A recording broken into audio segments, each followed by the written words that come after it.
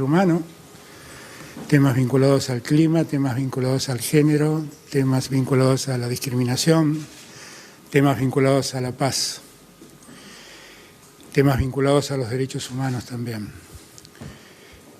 Pudimos hablar de las cuestiones que nos preocupan como países, que las cosas que tenemos en marcha, los proyectos que tenemos en marcha como países.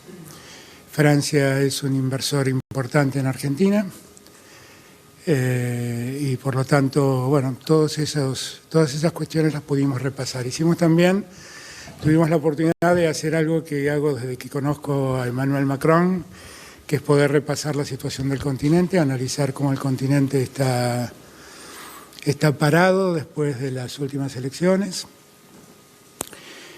Como siempre digo, encontrarme con el presidente Macron para mí es muy gratificante y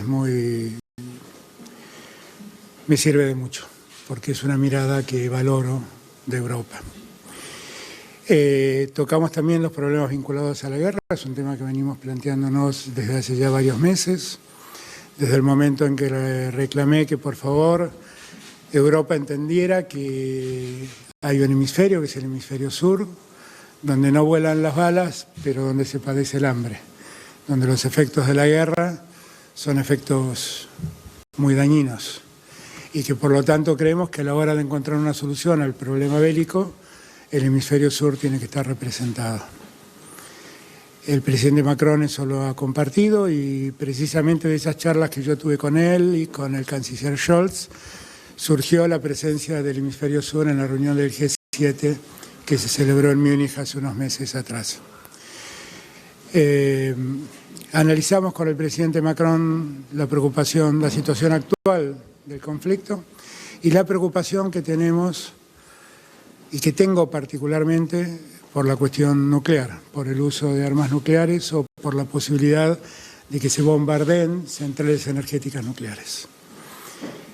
Le planteé la necesidad de que abordemos ese tema con atención, que trabajemos para garantizar que eso no ocurra y quedamos con el presidente Macron, que viaja también a la reunión del G20, ver de allí, seguir reuniéndonos con otros líderes para poder hablar sobre los problemas sobre este tema que nos preocupa. Ir a Bali en Indonesia, aprovechar la oportunidad de la presencia de otros líderes para seguir las conversaciones que hemos tenido, en este caso nosotros dos. Con el presidente Macron también desde hace mucho tiempo vengo planteando la preocupación por el tema Venezuela, que en la percepción que yo tengo es una situación que no ayuda ni al contexto continental ni al contexto mundial, porque toda lógica que suponga marginar a un país o a una población solo trae malestar y desgracia para esos pueblos. Macron me propuso que aprovechando la reunión del Foro por la Paz, tratemos de volver a poner en marcha los mecanismos del grupo del contacto de los que Argentina es parte. Y lo hicimos. Ayer tuvimos una muy buena reunión con la canciller de Noruega, que ha hecho un trabajo que quiero destacar muy especialmente. Pudimos estar el presidente de Colombia, Gustavo Petro, y yo, y pudimos escuchar las posiciones de la oposición venezolana y del representante del gobierno de Venezuela que viajó a París. Y creo que es un buen inicio para reiniciar las conversaciones y ver de qué manera podemos ir superando los escollos que ha debido enfrentar Venezuela para que rija ya plenamente los derechos humanos y rijan plenamente la democracia. Tuve oportunidad de contarle a la mesa los trabajos en los que yo pude participar en favor de esos objetivos. Mis charlas con Michelle Bachelet, lo que el Alto Comisionado de Derechos Humanos de Naciones Unidas fue haciendo, el seguimiento que hice sobre el proceso electoral que comenzó con las alcaldías y con las gobernaciones y que va a concluir en el año 2024 con la elección presidencial. Y pude contar la experiencia que he podido verificar, que son todas, es una experiencia positiva y es un camino, creo que se está llevando adelante, que puede ser muy útil para lograr el objetivo que todos queremos. El objetivo es básicamente que los venezolanos encuentren una solución. El objetivo, contrariamente a lo que nos pasó en los años de Trump, en no intervenir como países en Venezuela, sino acercar a los venezolanos a que ellos encuentren una salida y en todo caso ser nosotros una suerte de garantes de los compromisos que se van asumiendo. Y yo celebro que creo que hemos dado un paso muy importante ayer en ese sentido y para América Latina eso ayuda mucho. Y para el mundo también, porque la verdad es que marginar a los pueblos no es un buen camino para integrar un mundo que necesita integrarse. Nos vamos mañana para Bali, así no me corrige Pablo, para Indonesia, y vamos allí a ver de seguir las conversaciones sobre el tema Ucrania y el tema Rusia, y ver si podemos encontrar soluciones, que es lo que más nos preocupa. Para nosotros, como lo dije ayer en oportunidad de la charla en la que pude participar del fórum, no es un buen momento para una guerra. El mundo ha padecido demasiado con la pandemia como para que ahora las muertes sobrevengan ya no por un virus, sino por las balas o los bombardeos de ejércitos. Como dije ayer, el mundo debe recuperar la paz inexorablemente. Nada hay más revolucionario en el presente que recuperar la paz. La verdadera revolución es alcanzar la paz en el mundo. Y en eso estoy empeñado, en eso estoy trabajando y en ese sentido seguiremos trabajando. Yo quiero agradecerle mucho a Emanuel el modo en que siempre me ha escuchado, el modo en que ha atendido mis miradas, y el modo también, por qué no decirlo, que me ha acompañado en esta lucha por hacer una América Latina más igual y más integrada al mundo. Vamos a seguir trabajando con él en el G20. Ya después hablaremos del G20. Por ahora solo puedo hablarle de expectativas. Gracias a todos y todas por estar. Sé que hay preguntas. Presidente, buenas tardes. Alfredo Simón de la Televisión Pública.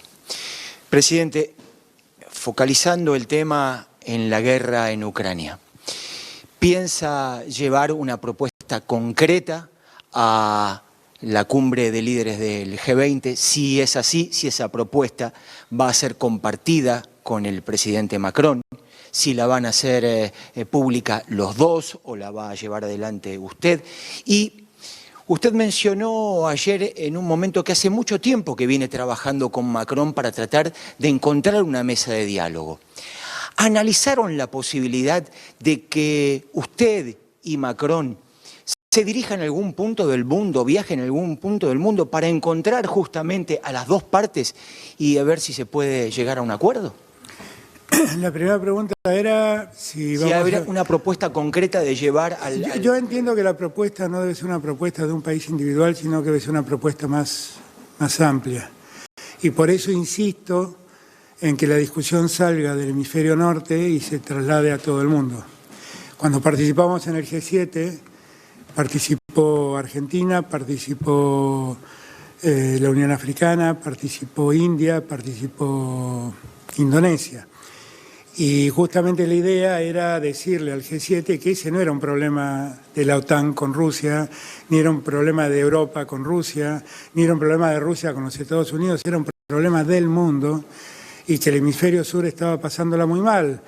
En un escenario en el que la FAO está pronunciando una hambruna que va a alcanzar a 300 millones de habitantes, que en su mayoría están en el hemisferio sur. Desde entonces vengo planteando que encontremos una solución entre todos y que entendamos, salgamos de la lógica bélica de dos que se pelean y tratemos de buscar una solución global. Yo quiero que Argentina esté sentado en esa mesa de la solución porque quiero encontrar una solución. Y lo que quedamos con el presidente Macron es hablar con otros líderes en el G20 para ver si podemos tener algún tipo de acciones ya más concretas en favor de constituir una mesa que recupere el diálogo y que empiece por el cese del fuego.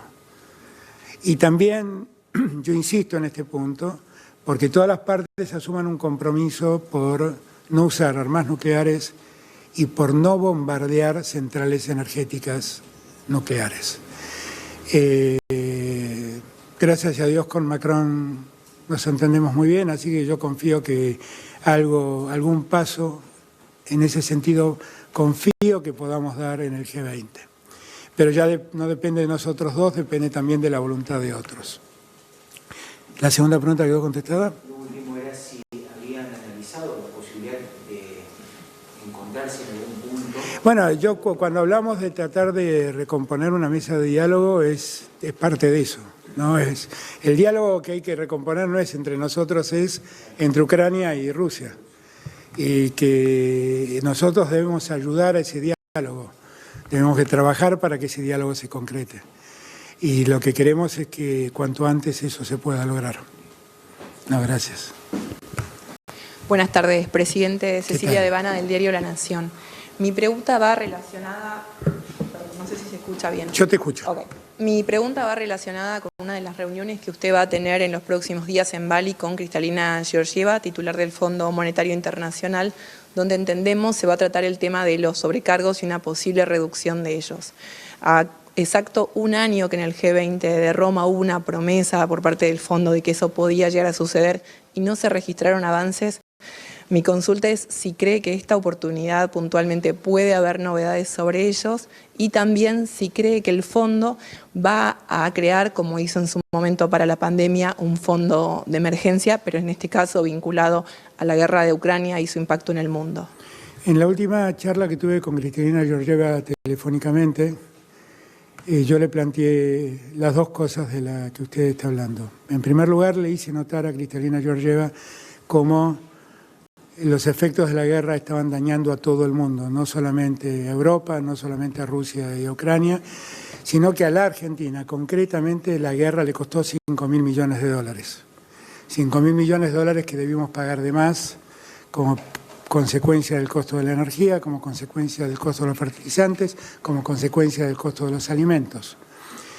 Y le volví a plantear la necesidad de que de una vez por todas se revisen los sobrecargos, que a nuestro juicio son un mecanismo muy injusto que afectan a los países más castigados por las deudas. Y que en un caso como Argentina, además, es consecuencia de un endeudamiento absolutamente irresponsable que se tomó. Ayer hablando con el presidente Macron, le volví a plantear el tema de los sobrecargos. Le pedí que por favor Francia nos acompañe con el planteo y también le llamé la atención con un tema que por ahí no todos advierten, que sobrecargos también está pagando Ucrania. Entonces, creo que este es un muy buen momento para que, como Kristalina Georgieva ha dicho públicamente más de una vez, los programas sean revisados a partir de lo que ha ocurrido a partir de la guerra. Y seguramente será parte de la conversación, porque será continuación de esa conversación telefónica que tuve con ella, donde todos estos temas los hablamos. Gracias. Presidente, buenas tardes. Román Lechman de Infobae. Ayer en la reunión que ustedes mantuvieron con los negociadores de Venezuela, se habló de un relanzamiento de las negociaciones y esto implica que los negociadores hacen su propia agenda sobre lo que tienen que resolver ellos y los 4 presidentes actúan como facilitadores. Ahora, hay un andarivel donde seguramente se va a necesitar otro protagonista, que es el andarivel por el cual se debería negociar que termine el bloqueo económico y las sanciones financieras. Ese andarivel fundamentalmente está protagonizado por Estados Unidos a partir de las sanciones financieras. En ese contexto, antes de la reunión, o quizás después, ¿va a haber algún contacto con la Casa Blanca, con el Departamento de Estado, con la Secretaría del Tesoro, para ustedes como facilitadores empezar a facilitar que al momento de la negociación entre los dos representantes de Venezuela esto empiece a distenderse para trabajar en paralelo con el otro aspecto que es político y derechos civiles? El Consejo de Seguridad de los Estados Unidos sabe perfectamente mi posición en este punto y sabe perfectamente cuál ha sido mi planteo permanente respecto de este tema, con lo cual podré llamarlo una vez más y decirle por enésima vez lo que creo. Lo que a mí me parece que ayer logramos es que vuelvan a sentarse a una mesa los que tienen que discutir, los venezolanos, y en que encuentren una solución. ¿Quiénes? Los venezolanos. Si los venezolanos se ponen de acuerdo, se van a dar cuenta, y las dos partes, una de las partes lo tiene más claro que la otra, me parece, que las sanciones económicas no afectan centralmente al gobierno de Venezuela, sino que afectan al pueblo de Venezuela. La cantidad de migrantes que tiene Venezuela tiene que ver con el hecho de que las condiciones de vida allí se hicieron muy difíciles como consecuencia de esas condiciones económicas en las que Venezuela quedó atrapada.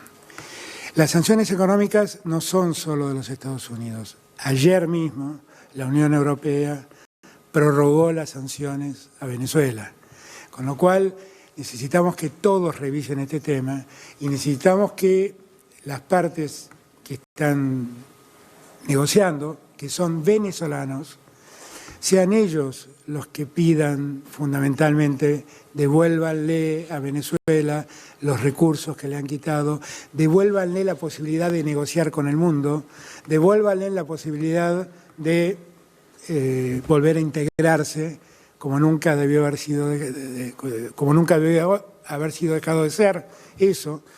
Y bueno, y que eso se concrete. Obviamente, en todas las conversaciones con el Consejo de Seguridad de los Estados Unidos, el tema de Venezuela conmigo siempre estuvo presente. Y siempre le he dicho lo que yo particularmente creía, que es exactamente lo mismo que dije ayer y exactamente lo mismo que diré mañana si la situación es la misma. Una repregunta, si se puede. En este marco, usted podría decir que en la última conversación que tuvo con Jake Sullivan, que es el principal consejero de seguridad de Biden, trataron el asunto y ellos están proclives a avanzar, o la respuesta fue vamos a ir viendo?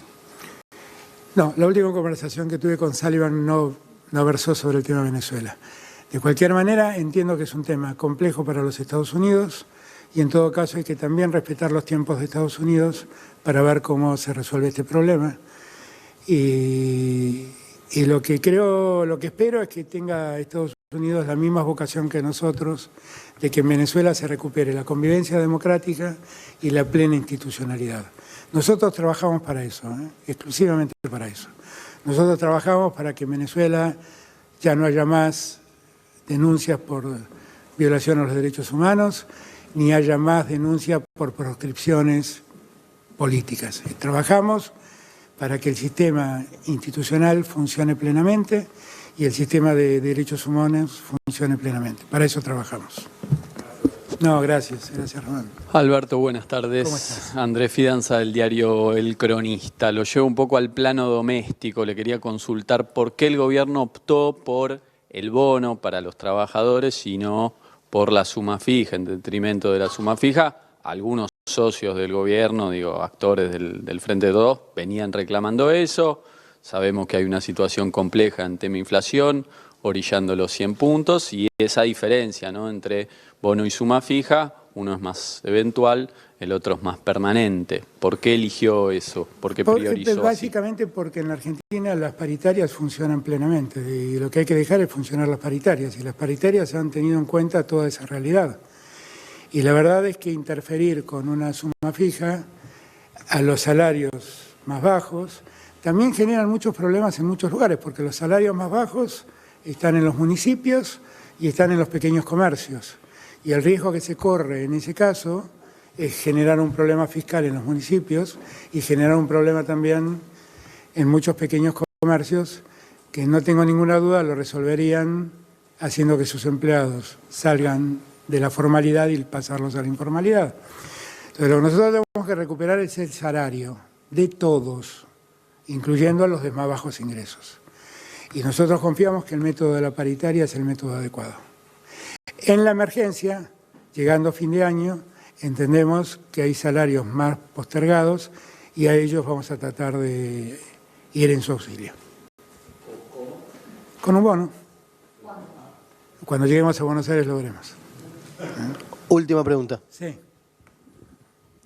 Buenas tardes, presidente. Ignacio Ortelli, el diario Clarín. ¿Cómo le va? Muy bien, gracias. Le quiero consultar, se va a cumplir justo un año del acto del Día del Militante en el que usted planteó dirimir las candidaturas en una gran interna, todas las candidaturas, no solo la presidencial. Le quería consultar si sigue pensando lo mismo, si mantiene esa idea, si confía en sus posibilidades de ser reelecto y a la luz de los cuestionamientos, algunos surgidos desde la Cámpora, desde el kirchnerismo, si puede eventualmente declinar en su candidatura o de qué depende si va a ser o no candidato. Gracias. Yo pensé que en París íbamos a evitar estas cosas, pero veo que no las ni París me hace evitar estas cosas. No, pero muy simple. Lo que yo dije el 17 de noviembre es lo que creo. La verdad es que creo que esa idea que tuvo Cristina de poner las PASO fue una gran idea para abrir los partidos políticos y que los partidos políticos no se conviertan en un lugar cerrado de los dirigentes. Yo valoro mucho, lo dije en aquel entonces cuando la ley salió y lo vengo defendiendo desde siempre. Después el resto son todas especulaciones. Falta un año y no sabemos qué va a pasar de acá dentro de un año. Yo tengo una preocupación. Mi preocupación es que no vuelvan a ganar los mismos que pusieron a la Argentina de rodillas frente al mundo y hundieron a vastos sectores de la sociedad argentina en la pobreza y en la miseria y endeudaron a la Argentina durante generaciones. No quisiera que ellos vuelvan a gobernar la Argentina y para eso haré todo lo que deba hacer para que eso ocurra. Todo lo que deba hacer. Ahora sí, última pregunta. Presidente, hizo la presentación formal de Cecilia Todesca para la presidencia del BID. Si nos puede contar el objetivo, la intención y además esto requiere una negociación en términos regionales porque hay un candidato de Brasil, porque hay varios candidatos. Si está trabajando, si hubo conversaciones y cómo va a evolucionar en todo caso la negociación por el BID. Nosotros fuimos muy críticos de la actitud de Estados Unidos cuando puso a Claver Carone de presidente del BID. Rompió una tradición de muchos años desde su creación de que la presidencia del BID estaba en manos de países latinoamericanos. La ruptura de ese acuerdo siempre quise que viniera por una decisión del gobierno americano de dejar sin efecto esa propuesta y volver a llamar a elecciones para que Latinoamérica elija un candidato. Pero no ocurrió. El presidente que propuso los Estados Unidos se fue por otros motivos. Nosotros el BID fue creado en el año 59. La Argentina es uno de los principales accionistas. Junto con Brasil tiene el 11% de las acciones. Somos los segundos después de Estados Unidos, que tiene alrededor del 30% de las acciones. Desde el año 59 la Argentina jamás presidió el BID.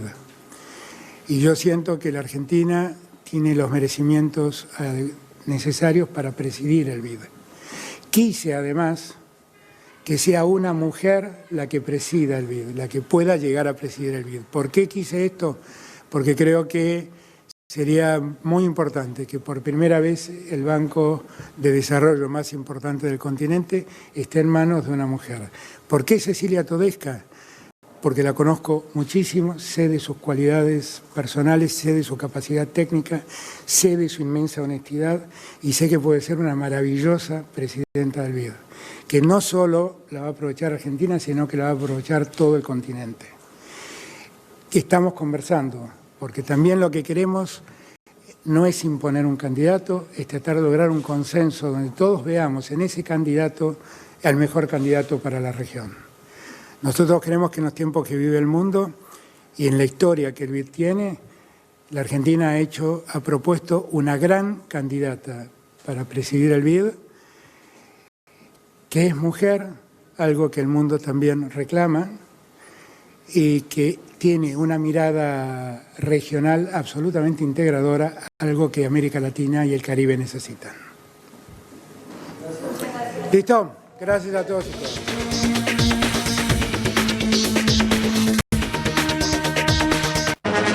29 placa roja, último momento. Madre desesperada. Secuestraron a mi hija.